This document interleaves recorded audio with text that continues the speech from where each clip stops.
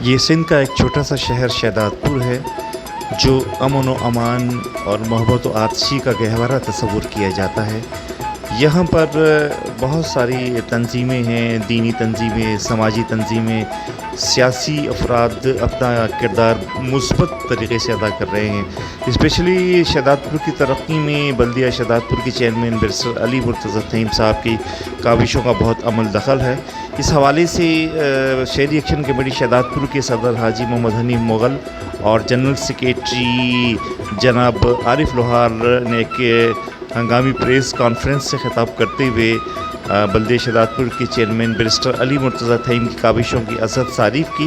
انہوں نے کہا کہ اسپیشلی روڈوں کی تعمیر اور ٹف ٹائلز جو انہوں نے لگائے ہیں اور اس سے شہر کی خوبصورتی میں مزید اضافہ ہو گیا ہے۔